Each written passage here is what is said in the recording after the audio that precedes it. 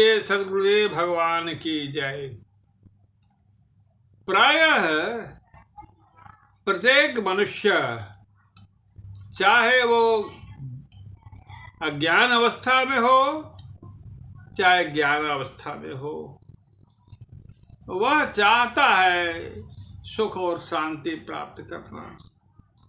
एक अबोध बालक जो पालने में खेल रहा है, वह किसी खिलौने को देख करता है, उसको लगता है कि शायद यह खिलौना हमें प्राप्त हो जाए तो हमें सुख और शांति मिल जाएगी। उस खिलौना को प्राप्त करने के लिए वह मचलने लगता है। वह खिलौना उसके अभिभावक उपलब्ध भी करा देते हैं, लेकिन कुछ देर खेलने के बाद उसे फेंक देता है। अब दूसरे खिलौना पर आकृष्ट हो जाता है। ठीक यही अवस्था वयस्क लोगों को भी है। वे अपने सुख शांति की कामना के लिए जीवन में प्रयत्न करते हैं और एक उपादान उन्हें प्राप्त होता है। लगता है कि इस उपादान से उन्हें सुख शांति मिल जाएगी, लेकिन नहीं मिलता है। तब दूसरा उपादान खोजते हैं, इसी में उनका जीवन कट जाता है। बंधुओं, ऐसा क्यों होता है? उनके सामने जो भी उपादान हैं, वे सब प्राकृतिक हैं, वे नश्वर हैं, क्षणिक हैं, वे क्षणिक ही सुख देने वाले हैं। शाश्वत सुख तो असीम अनंत परमात्मा के पास है। तब वह व्यक्ति परमात्मा के प्राप्ति के लिए प्रार्थना करने लगता है। वह नित्यनाथ सद्गुरु से प्रार्थना करते हैं। इजानश्चित्तमारु सदग्ने न कस्य पृष्ठाद्दिवमुत्तिष्ठम् तस्मै प्रभाति नमसो ज्योतिषी मां स्वर्ग सुकृते देवयान स्वर्ग पंथा सुकृते देवयान। ऋषि कहते हैं कि वेदों में और उपनिषद में भी जो देवयान पथ कहा गया है, जैसे आध्यात्म योग कहा गया है, वह एक सुनिश्चित मार्ग है।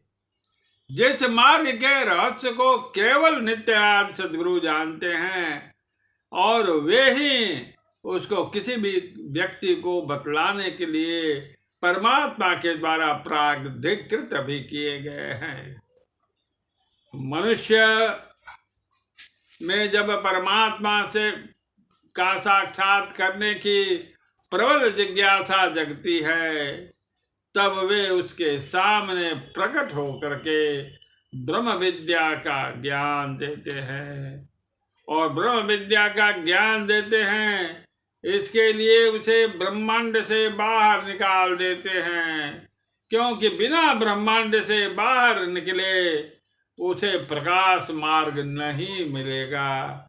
प्रकाश मार्ग की स्थिति भी यही है कि वह सामने रहते हुए भी तब तक दृष्टि को गोचर नहीं होता है जब तक उसमें अपने सद्गुरु की वाणी में पूर्ण विश्वास, शास्त्रों में पूर्ण निष्ठा और लक्ष्य प्राप्ति के लिए दृढ़ संकल्प न हो, तब तक वह प्रकाश मार्ग सामने रहने पर भी दृष्टिगोचर नहीं होता है।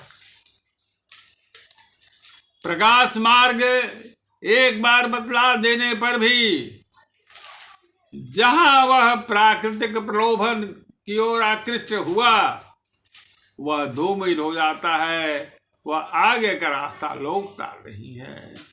इसलिए कभी कभी परमात्मा के प्राप्ति में कईक जन्म लग जाते हैं, कई एक जन्म की साधना के परिणाम स्वरूप परमात्मा की प्राप्ति होती है, और बिना परमात्मा की प्राप्ति किए हुए कभी भी वह आवागमन के चक्र से बाहर नहीं जा सकता है। वहां भी जब साधक पुरुषार्थ करके आगे बढ़ते जाता है तो वह त्रिपाद ऊर्ध्व में प्रवेश करने के लिए बने एक सूक्ष्म दरवाजे के पास पहुंचता है।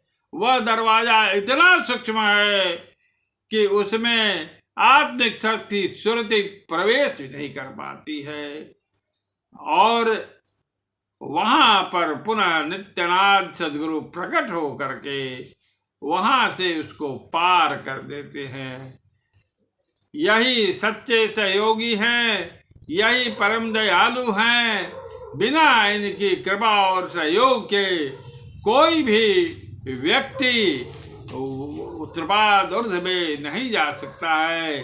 वहीं पर नित्यनाथ सदगुरु का मूल निवास स्थान होने की वजह से उसे सुकृताम लोके भी कहा गया है, सुकृत का लोक कहा गया है।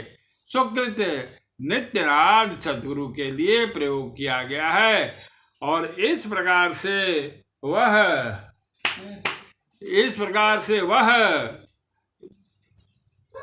वहां पर दिव्य धाम में पहुंच करके परमात्मा के दिव्य प्रकाश का अवलोकन कर शाश्वत सुख शाश्वत शांति की प्राप्ति कर लेता है। बस यहीं पर वाणी विराम दे रहा हूँ। बोलिए सद्गुरुदेव भगवान की जय।